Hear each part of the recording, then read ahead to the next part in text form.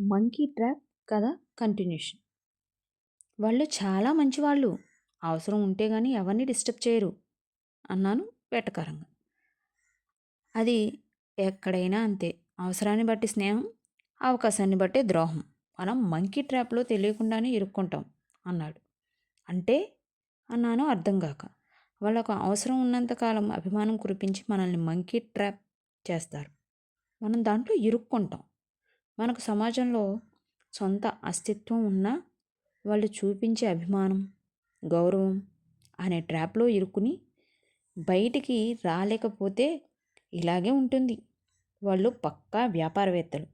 కోతికి బోన్‌లో చెయ్యి మాత్రం పట్టేంత కన్నం పెట్టి లోపల ఆహారం పెడతారు. గుప్పెడితో తీసుకుందామంటే గుప్పెడు బయటకు రాదు. ఆహారాన్ని వదిలేస్తే చెయ్యి బయటికి వస్తుంది. కానీ కోతి ఆహారాన్ని వదలదు. ఆ విధంగా ట్రాప్‌లో పడుతుంది. మనం కూడా అంతే.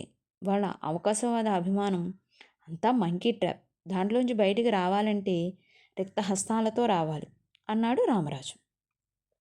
గొప్ప విషయం చెప్పారు. థ్యాంక్ యూ, ఉంటా అని సెల్ డిస్కనెక్ట్ చేశాను. జ్ఞానోదయమైంది. మబ్బులు విడిపోయాయి.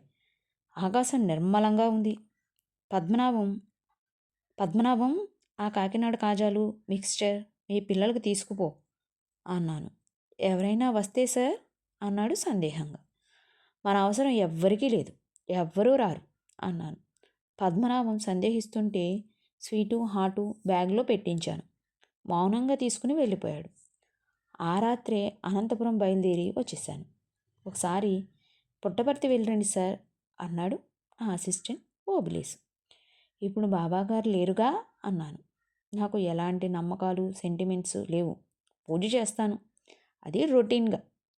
బాబా భౌతికంగానే లేరు సార్, ప్రశాంత నిలయం చూసిరండి అన్నాడు.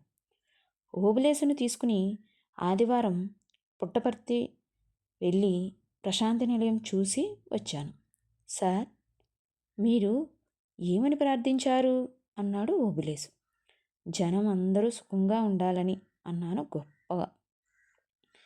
నేను మీకు మీ ఊరు ట్రాన్స్ఫర్ కావాలని కోరుకున్నాను సార్ అన్నాడు. పక్కవాడికి మంచి జరగాలని కోరుకోవడం ఎంత గొప్ప విషయం. ఓబులేసు కోరిక ప్రకారం మరో 15 రోజులకు మళ్ళీ మా ఊరు ట్రాన్స్ఫర్ ఆర్డర్స్ రావడం, నన్ను రిలీవ్ చేయడం జరిగిపోయింది. వెంటనే మా ఊరు వచ్చేసాను. శారద, అమ్మ చాలా సంతోషించారు. నేను వచ్చానని తెలిసి రామరాజు వచ్చాడు. అతనితో మాట్లాడి ఛార్జ్ తీసుకున్నాను. అతన్ని సాగనంపుదామని గేటు దాకా వెళ్ళాను. అతను బయటకు వెళ్ళి మోటార్ సైకిల్ స్టార్ట్ చేస్తున్నాడు. ఓ నలుగురు రైస్ మిల్లర్లు అటుగా వెళుతూ అతన్ని చూసి ఆగారు. నమస్కారం సార్ అన్నారు రామరాజు దగ్గరకు వచ్చి. నన్ను చూసి నేను బదిలీ అయ్యి వచ్చేశానని తెలిస్తే ఎంత సంతోషిస్తారు అనుకుని గేటు దగ్గరే నుంచున్నాను. వాళ్ళు రామరాజుతో మాట్లాడుతున్నారు. నన్ను చూశారు కానీ కనీసం నవ్వనైనా లేదు. 5-10 నిమిషాలు అయిపోయింది. వాళ్ళు నన్ను అసలు గుర్తించడం లేదు. రామరాజు మోటార్ సైకిల్ స్టార్ట్ చేశాడు. అన్నట్టు చెప్పడం మర్చిపోయాను. రేపటి నుంచి నేను రావడం లేదు. సుధాకర్ గారే మీకు క్వాలిటీ ఇన్స్పెక్టర్ అన్నాడు రామరాజు. వాళ్ళు ఒక్కసారిగా నాకేసి తిరిగారు.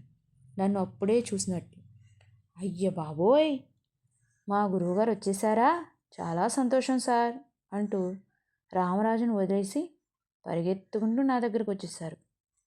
మిమ్మల్ని చూడలేదు సార్, మీరు వచ్చేసారంటే మా కష్టాలన్నీ తీరినట్టే అన్నారు.